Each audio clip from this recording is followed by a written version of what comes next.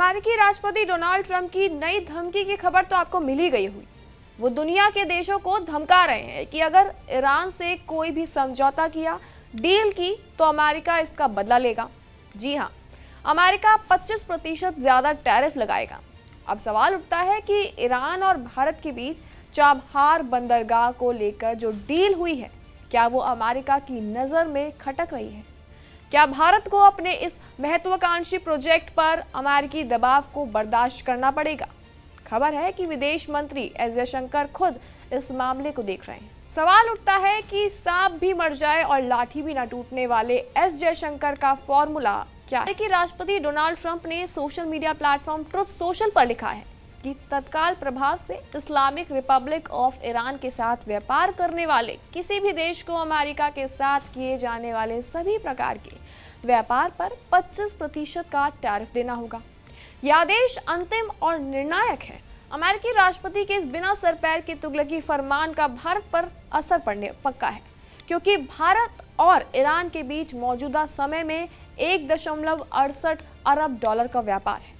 आपको बता दें कि 512.92 मिलियन डॉलर के जैविक रसायन, फल, मेवे, खट्टे फलों के छिलके और खरबूजे आते हैं, जिनका मूल्य 311.60 मिलियन डॉलर, पेट्रोलियम उत्पाद, शराब और इत्र का आयात 86.48 मिलियन डॉलर का है।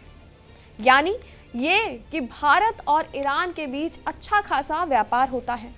इसके साथ ही चाबहार बंदरगाह का इस्तेमाल करके भारत सीधे अफगानिस्तान और मध्य एशिया के देशों से व्यापार कर सकता है। भारत रूस और यूरोप के देशों से जुड़ता है। भारत को लंबे और खर्चीले समुद्री मार्गों पर निर्भर नहीं होना पड़ेगा। इससे भारत को पाकिस्तान से गुजरने वाले रूट का इस्तेमाल नहीं करना पड़ेगा। और अगर भारत ने ट्रंप के दबाव में आकर ईरान से व्यापार बंद किया, तो जाहिर तौर पर ईरान भी भारत पर सख्त हो सकता है। ईरान को मजबूरन दूसरे विकल्पों पर विचार करना पड़ेगा।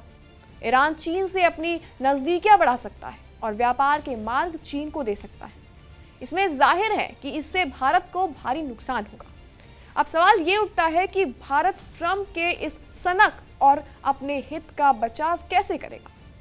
दरअसल सूत्रों के मुताबिक विदेश मंत्री एस जयशंकर ने खुद इस मामले को अपने हाथ में ले लिया है और बताया ये जा रहा है कि भारत बीच का रास्ता निकालने की कोशिश कर रहा है।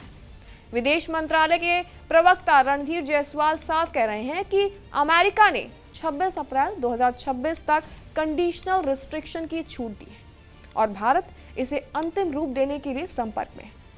लेकिन सवाल यही खत्म नहीं होता है। दरअसल इसी बीच विपक्ष सवाल उठा रहा है। वो कह रहा है कि अब भारत बार बार अमेरिका को नाराज ना करने के दबाव में झुक रहा है। कांग्रेस नेता पवन खेड़ा का सवाल है कि भारत कब तक अमेरिका के दबाव में फैसला लेता रहेगा। हालांकि आपको बता दें कि कूटनीति में कोई भी रास्ता बंद नहीं होता। भारत पर दबाव बनाने के लिए ट्रंप भले कोई हथकंडा अपना ले, रास्ता निकाल लिया जाए, लेकिन आपको याद होगा कि रूस से तेल ना लेने को लेकर अमेरिका पहले ही भारत पर टैरिफ वाला दबाव बनाए हुए है। हालांकि भारत ने अमेरिकी दबाव में ना आने और स्वतंत्र विदेश नीति पर टिके रहने का ऐलान पहले ही कर दिया है। भारत के लिए अमेरिका और ईरान दोनों ही जरूरी हैं।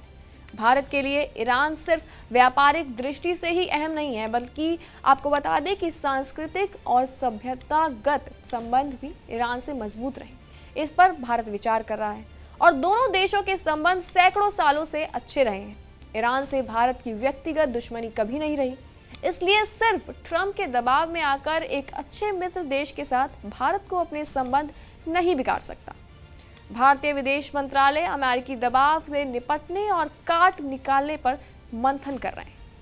भारत से साफ कर दिया गया है कि वो अमेरिकी दबाव में आने वाला तो बिल्कुल नहीं। हालांकि क्या लगता है आपको, भारत का विदेश मंत्रालय कौन से फैसले पर टिकेगा?